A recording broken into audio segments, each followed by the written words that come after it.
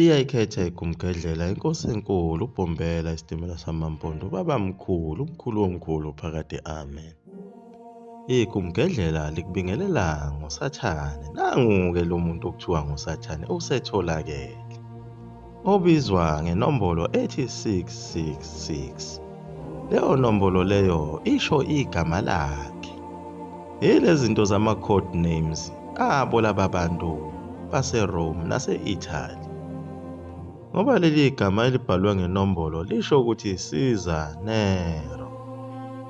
Uye phela lona esimdumisayo lo Sathane, lona phela obizwa ngenyanga ka-August. Kusuke kushiwo yena uSathane lona. Siyamdumisa.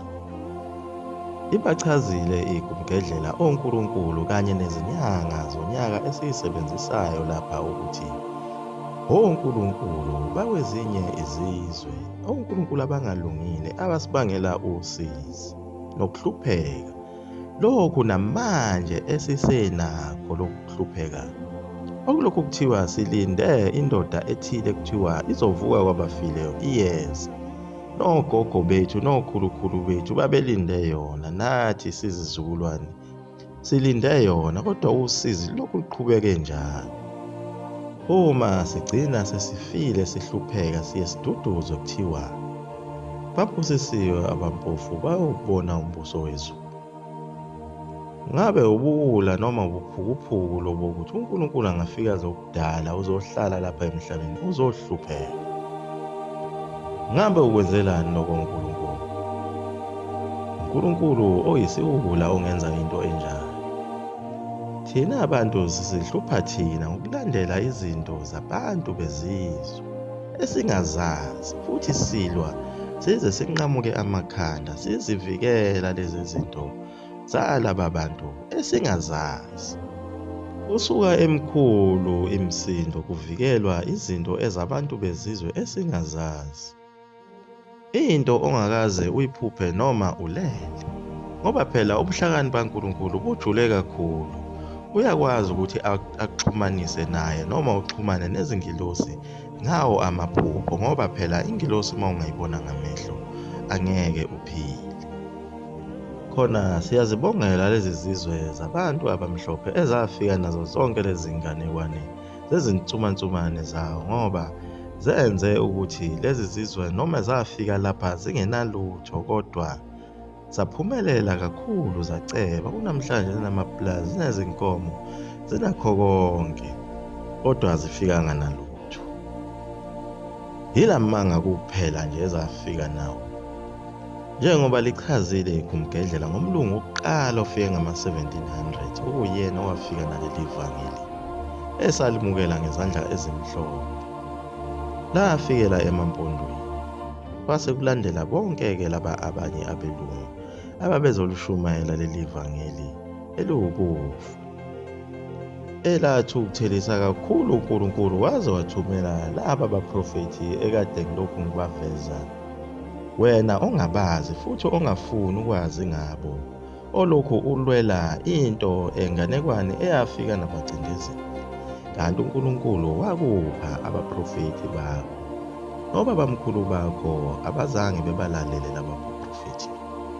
Bagcina ngokubulawa laba baprofethi, abanye baboshwa. Abanye babaprofethi abasebenzisa obunye ubuhlakani ukuze bephephe ekufeni nasolakeni labamhlophe, bagcina beqamba amabandla ngawo amaganyana abo labelungu ukuze labelungu bengaboni.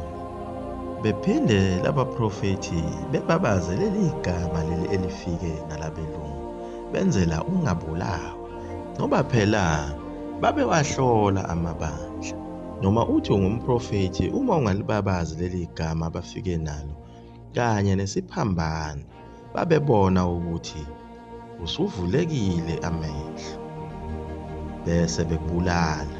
Ukuze uphepheke okumele usifake lesi siphambano sabo labelungu, bese ubabazana leli gama bafike nalo, bese besho ukuthi nangoke umuntu osebenzayo ukuthi adukise, ongavuli abantu amehlo. Uma uvula abantu amehlo uzawungenwa inkemba. Njengaye lo mama lona okuthiwa uChristina Nkulu, owenza ubuhlakani bokuthi naye acashe ngalo leli gama elalibatshazwa ukuze aphephe. Lo mama wakhona lapha ko-Freystata, wayesonta eDashi. Kodwa kwahamba isikhathi lo mama wasefoma elakhe ibandla lama-St. John. Impela wenzela khona ukucashela bona belungu laba ukuze bengaboni. Wathi St. John Apostolic Faith Mission Church wasesifaka naye lesi siphambano. Icebo elinikezwe uNkulunkulu ngoba phela isitha lesi sibheka omaka ababili abathathu bese siyakuyekela singaze sikubulale. Lobo ubuhlakani obavela ezulwini, phela baningi abaprofethi nezithunywa ezafa zibulawiswa izinto ezincane nje.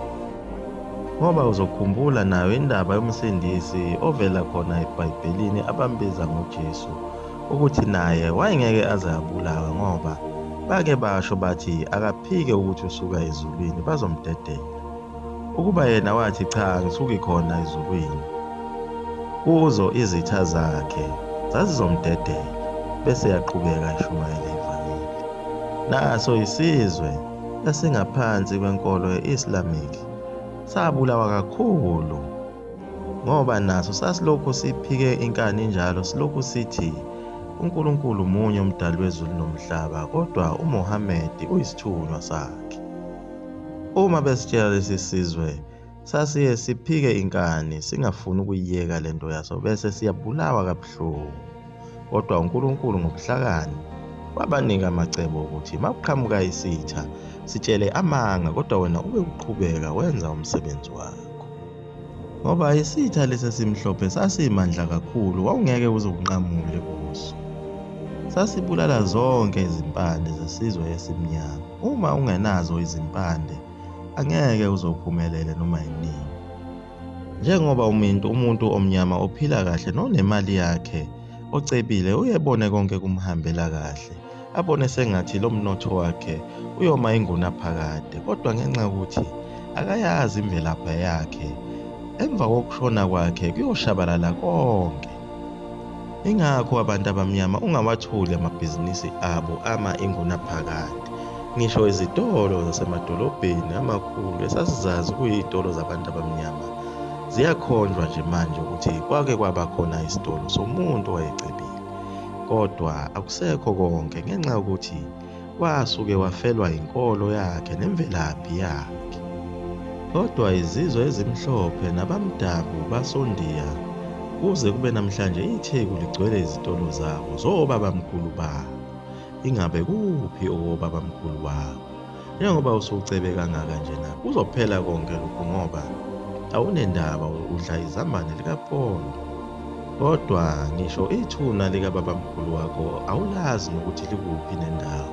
Wayinaye awumazi ngoba udlala inkohliso, wonke umnotho uzoshabalala.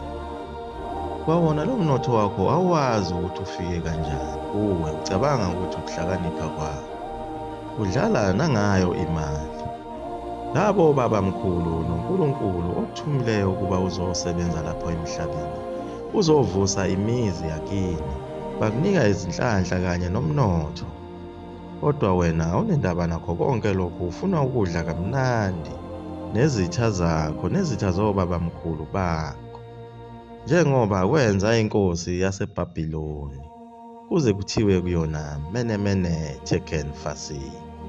Ikumgedlela lisho kuwe oqaphela, umuntu ocebile onganendaba nomlando wobabamkhulu kanye noNkulunkulu wakhe. Njengoba uphuza ibhodlela elibiza imali ongathenga ngayo imbuzi yokuthethelela amacala obabamkhulu bakho kuNkulunkulu, nezono abazenzileyo besaphila. Lisazokhuluma igumgedlela ngendaba yokuhlaba ukuthi kusho ukuthini, kusuke kuhlatshelwane esigabeni esilandelayo ngokuzayo. Liyaguqa lapho igumgedlela umzukulu kamafutha omkhulu uTuwi Ntombi nesoka phakade. Amen.